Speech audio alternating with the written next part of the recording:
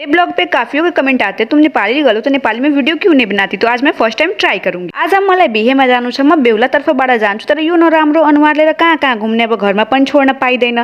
त्यसको लागि यसले पहिला राम्री बनाउनु पर्यो, त म तर्फ लागि राम्री बनाउन। त्यसमा पनि भने लुगा सुगा लगाएर चिटिक्क परे, तर यो राम्री बन्नको लागि मैले आफ्नो ड्रेसिङ यति फोहोर पारेँ कि यसले मिलाउँदै मिलाउँदा मेरो दिमाग खराब हुन्छ। र बिहेमा गएर मैले धेरै कुरा खान पाएँ अनि मिठो मिठो सबै कुरा थियो, राम्रै थियो। अनि म त्यो बोर्डरको मान्छे त हामी जन्ती आउन भन्दा पहिला नै घर आए, किनभने कि बोर्डर बन्द भइसक्थ्यो अनि जन्तीमा आउन टाइम थियो। मको कुरा यो थियो कि हामी आज बाटोमा 3टा जन्ती पाएर यो जन्ती मेरो र हजुर तपाईको हैन, साँच्चै यो जन्ती तपाईको हैन। हामी बरु हेर्ने हो र हेरेर आफ्नो यो सम्झना गर्ने हो कि हाम्रो पनि जन्ती यस्तै जान्छ र आउँछ।